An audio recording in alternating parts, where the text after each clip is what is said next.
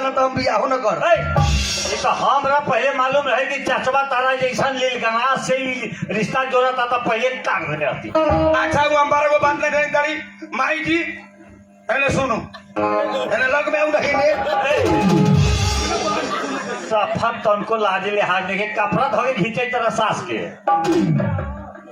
मुंह तो के कथी बतवाई तारी बेटा लेखा दामाद हो गलै। पीटौर दामाद है के कौन दामाद? पीटौर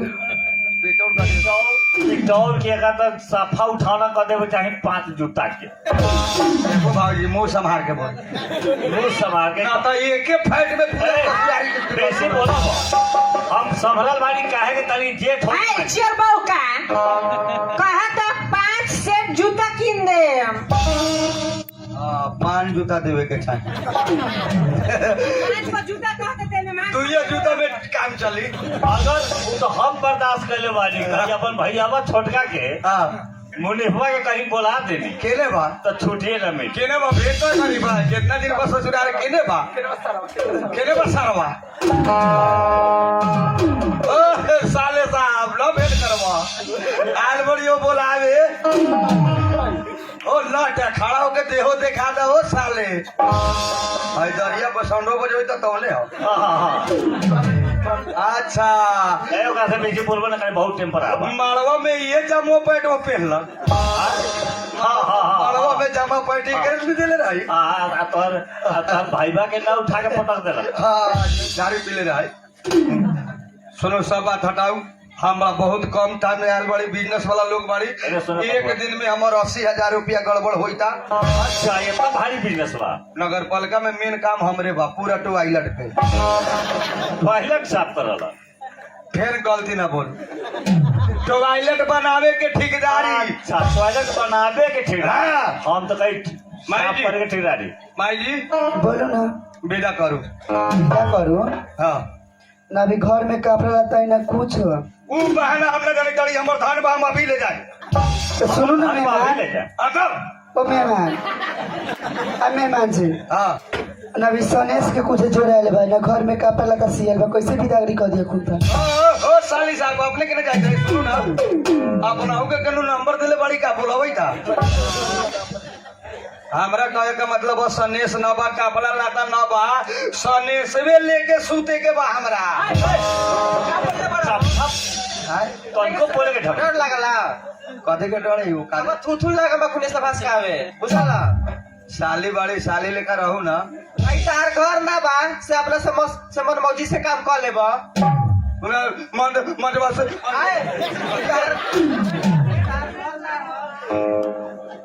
कहतनी ई तार घर ना है से अपना से मन मौजी काम से कर लेबा लागन तार से भास कावे बखुने से थुथु आ ससुराल में बड़ी साली बड़ी ढाई लम तक ए बबू रे हिने आवत जरा सुधार त राशन मंगाऊ रासा बहुत बड़ा आई बउआ पैंट जमा से खोल लेबा खुने से बेगा दे रे बबी सुन ना ये अल्टर दामाद है। माई जी है सुनो ना बोलो ना हमर धान बा अभी विदा करू। हम तो जानते बारी अपने के तन अपने के विदा कही हमरा अभी 2 मिनट में विदागरी चाहिए। चाची हम एकरा के समझा ना तो साड़िया पर फेल पीएम तो कोनो गारंटी ना बा हम कौन के पकड़ा। अब ये सुधार जाना तो तोरा बना दिलो अपने जे खानबाड़ी पढ़ल लिखल व्यक्ति हमरा कहे के मतलब है सामान न है सनेश न है हमरा न चाही। ए सुना ना हम खलिए विदा कराऊ ना यही तरह नानू होला हम लोग बेटी के विदागरी करे के हर माई बाप की ख्वाहिश रहेला कि जब तने कुछ लेते के विदा करी तहां बुझाता कि ये साफ खोरी कटले बारे कि ना हमरा विदा होए के चाहिए अपने लोग के हमने के रात जिहाद बाकी ना हमरा न घर के ओकर लड़की के मतारी के समझाऊ कि मेहमान माने वाला न है जौने है तौने पहना के विदा कर दे। मतलब कि हमें वो लड़की के भाई बाली पड़ोसी बाली ते मतलब हम घटिया बाली के जे तरह तू कहत वही तरह मान जाई ना घटिया हम कहई तारी जेठान बाड़ी घटिया हम कहली हम अपना ही कहिए न तब कि जौन है तौने में विदा कर देतै। चाची बड़का निमन खालदान के बड़ा न जानै लेकिन मेहमान देखा बेसी ना बोले छी अपने चाची माई जी बर्दाश्त करू ना हमार बात मानो बोला बउआ यहन घटिया के तो 1 मिनट द्वार में ना खड़ा होके देवे के चाहिए। सुनो ना हमर बेटी के करम फूट गल जैसन के घर में बियाह हो गए ये कहला सुनो ना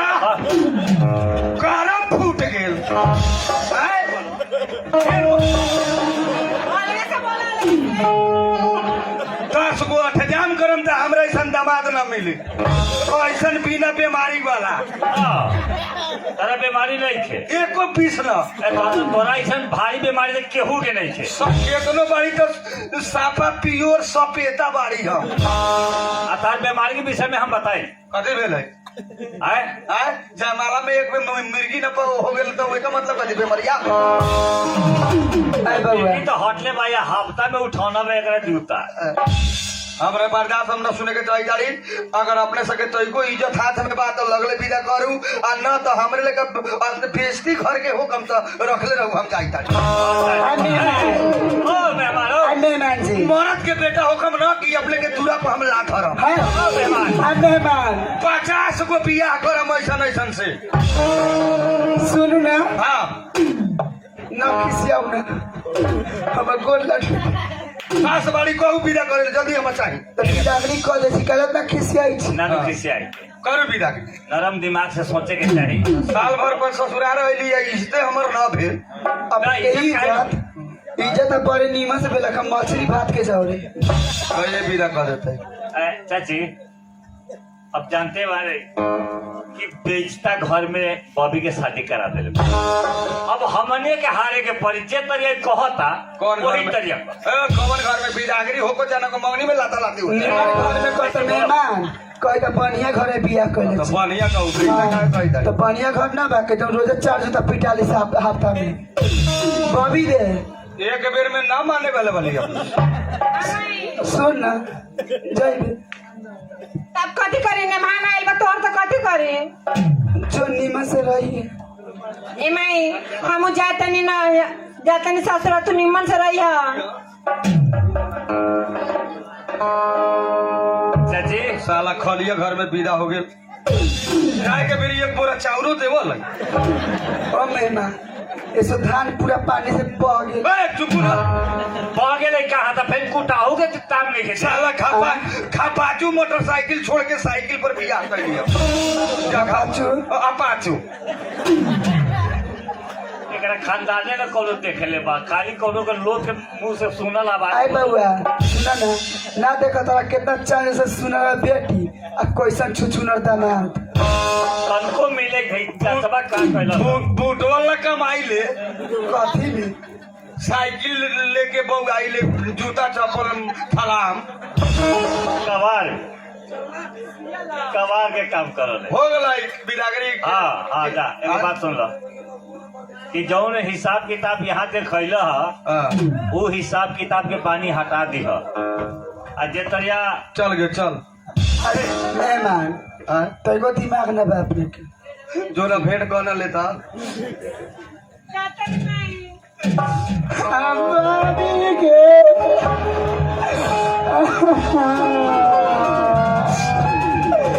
मत रो छोड़ ना जाए ना ले जाओ इधर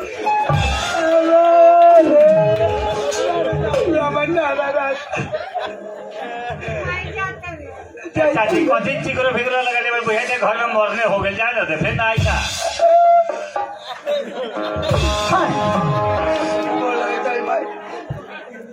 गोड़ लगे छी साड़ी न लागी छोट साड़ी के कहीं से गोड़ लागल जाला जा तोरा लगा तो लगा ना तू तो अजी अजी गोड़ लागल जुग जुग जी अब ती मेरा वो तब पाइप वाला फ्रूटी पी सुना ना ले कर ना मस दीदी के निमन से खिया पिया आ निमन से राखिया टेंशन ना कर रात भर खाइते रहता कौन बात हमरा से 2 महीना के बाद मौसी कहे वाला एगो ले आ दो आय मेहमान अपने ऐसा समय पर नहीं आई नी हाँ कि हमरा हाथ में एगो रुपया नहीं के अपने के सलामी थी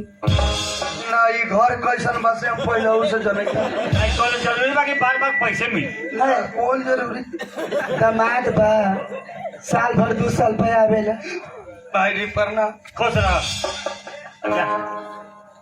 छोड़ के जाएंगे तो नहीं के मन करे ऐसा स्वर्ग लेकर ससुराल छोड़ के जाई तड़ी हम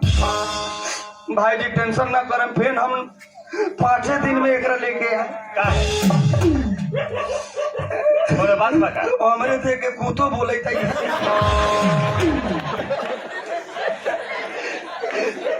ले जाता ले। अरे सुना ले जाई तरह हाँ इन्हें कहू हम ने कहू बहिन के करे तरिया हम बहिन के कितना मान के पोसले बानी पालले बानी हाँ हाँ वही तरिया हाँ हाँ तो हो बहिन समझ के पाली हा पोसली हा रखी हा तो टेंशन ना करे जे लगा अपने के बहिन बानू ओ लेके हमरो बहिने भेल बड़ी अपने खत्म बड़ी मेहमान कथी लगता अब कह दिली तेका मतलब तू हो कह दे ज्यादा साफा लील के रासे बड़ा हम तो गप कहीं नहीं तू साथे के समझ अपने ठेले का एकरा के केने के लगे अपने ठेले का एकरा के सेव संतोला खिया के फूल अइले बाड़ी वही लेका एकरा के हम खसी के जूस तक खिया के फुलाए मेहमान तो हर काम बा जितना बने से क्रिया पिया करवा तोरे ना कथी फुलावे के नाम लेता नहीं रे लाज नहीं खेला कर चल तो हमने जा रहल बा मोटाई जाओ चल चल भाभी जा तारी जो नीमन से रही है जाऊ ना फेन आता है जाऊ ना बाय बाय बाय बाय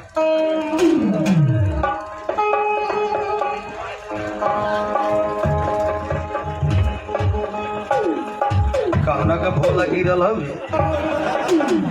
एगो मिलल